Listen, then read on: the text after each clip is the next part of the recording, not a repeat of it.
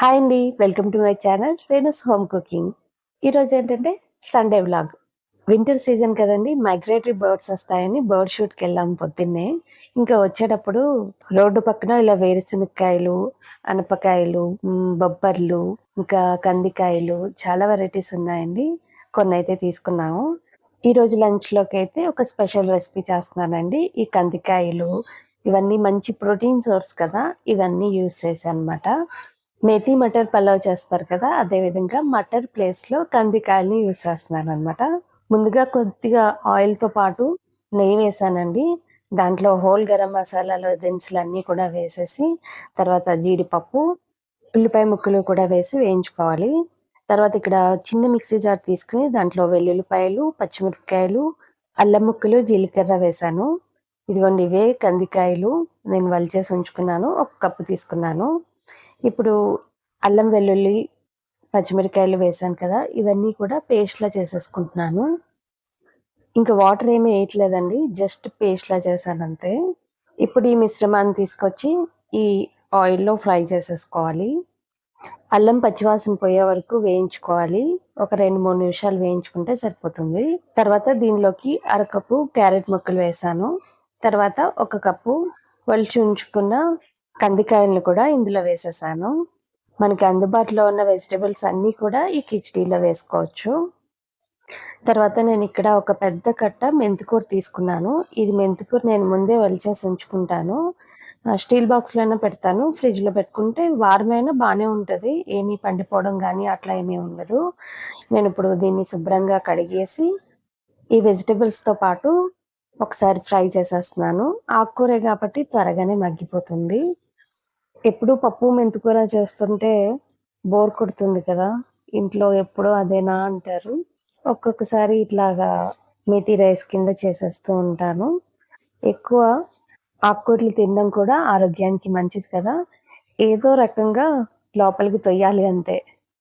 తర్వాత దీనిలోకి 1 tea spoon అంతా పసుపు వేస్తున్నానండి. దీంతో పాటుగా బిర్యానీ మసాలా వేస్తున్నాను. ఇంకా ఆల్మోస్ట్ అయిపోవచ్చిందండి, 1 టేబుల్ స్పూన్ అంత ఉంది. ఇంక మొత్తం వేసేస్తున్నాను. ఇంకా మళ్ళీ తయారు చేసుకుని ఉంచుకోవాలి. తర్వాత అరగంట సేపు నానబెట్టి ఉంచుకున్న బియ్యాన్ని కూడా వేస్తున్నానండి. నేను ఇక్కడ నార్మల్ బియ్యమే వేసేస్తున్నాను. ఇంట్లో మనం రైస్ ఏదో వండుకుంటామో అదే, బాస్మతి రైస్ కాదు. ఇలా బియ్యం వేసిన తర్వాత ఒక 2-3 సార్లు బాగా కలపాలి. కలిపిన తర్వాత ఒక 5 మినిట్స్ వేయిస్తే మంచి టేస్ట్ వస్తుందండి.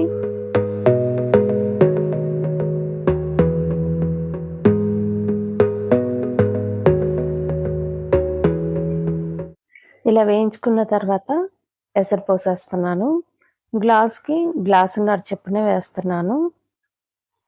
తర్వాత దీనిలోకి సాల్ట్ వేసుకోవాలి. సాల్ట్ మాత్రం ఖచ్చితంగా నేను తక్కువే వేసుకుంటాను. మీరు తినే రుచికి తగ్గట్టుగా మీరు వేసుకోండి.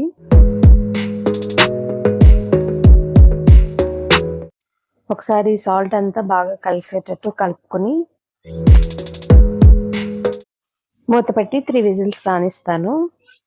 మనం తీసుకునే రైస్ని బట్టే ఉంటుందండి, కావాలంటే 2 విజిల్స్ కూడా కట్టేయచ్చు. 3 విజిల్స్ వచ్చిన తర్వాత స్టవ్ కట్టేసుకుని స్టీమ్ పోయే వరకు ఉంచి తర్వాత ఓపెన్ చేసి చూపిస్తున్నాను. మంచి పొడి పొడిలాడుతూ బాగా వచ్చింది.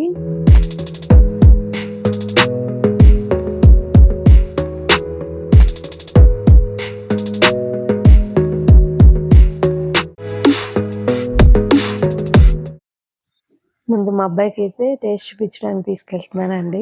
కొంతమంది పిల్లలు ఆకుకూరలు అంత ఎక్కువ తినరు. అలాంటి వాళ్ళకి ఇలా కిచడీలో చేసేస్తే చాలా టేస్టీగా ఉంటుంది, కంపల్సరీ తినేస్తారు. నెక్స్ట్ ఇది ఈ కిచడీలోకి కాంబినేషన్గా చికెన్ కర్రీ చేస్తున్నాను, అంటే చికెన్ ఫ్రై చేస్తున్నాను అనమాట. కానీ కొంచెం రెసిపీ డిఫరెంట్గా ఉంటుందండి. ఫస్ట్ నేను ఏం చేస్తున్నానంటే చికెన్ని శుభ్రంగా కడిగేసి ఇలాగా ప్రెషర్ పాన్లో పెట్టుకుని పసుపు, ఉప్పు, కారం, కొంచెం గరం మసాలా దినుసులు ఉంటాయి కదా, అవి వేసి 1 టేబుల్ స్పూన్ అంతా అల్లం వెల్లుల్లి పేస్ట్ కూడా వేసుకుని తర్వాత ఇక్కడ 1 లీటర్ వరకు వాటర్ పోస్తున్నాను. ఇంత ఎక్కువ వాటర్ దేనికి అంటే చెప్తాను, ఆగండి. ఇలా మూత పెట్టేసి 2 విజిల్స్ రానిస్తాను. చికెన్ ఫ్రై చేసుకున్నప్పుడు చికెన్ ఆల్రెడీ కుక్ అయిపోయి ఉంటుంది కాబట్టి తక్కువ ఆయిల్తో ఫాస్ట్గా ఫ్రై అయిపోతుందన్నమాట.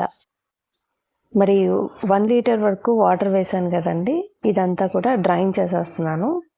ఈ డ్రైన్ చేసిన వాటర్తో చికెన్ సూప్ చేస్తానన్నమాట. ఇప్పుడు అసలే కొంచెం వింటర్ సీజన్ కదండి, జలుబు అది బాగా ఎక్కువ ఉంది. ఇలా కోల్డ్ ఎక్కువగా ఉన్నప్పుడు వేడివేడిగా సూప్స్ తాగితే మంచి రిలీఫ్గా ఉంటుంది. సో నైట్ డిన్నర్లోకి అని చెప్పేసి చికెన్ సూప్ రెడీ చేద్దామని ఇలా ఒకేసారి ఇట్లా ప్రిపేర్ చేశాను అనమాట. చికెన్ సూప్లో వేయడానికని చెప్పి ఒక 2 ముక్కలు పక్కన పెట్టి ఉంచానండి. ఆల్రెడీ కుక్ అయిపోయిన చికెనే కాబట్టి తక్కువ ఆయిల్తో ఆనియన్స్ వేయించేసిన తర్వాత ఇలా చికెన్ పీసెస్ కూడా వేసి ఉప్పు కారం మసాలాలన్నీ వేసేసి ఫ్రై చేసేసుకుంటే రెడీ. ఇలా చికెన్ స్టాక్ అంటే మనం ఉడికించిన వాటర్తో సూప్ చేసుకుంటే చాలా టేస్టీగా ఉంటుందండి. పనిగట్టుకుని మళ్ళీ మనం వేరే చికెన్ ముక్కల్ని ఉడకపెట్టి అంతలా చేయక్కర్లేదు కదా.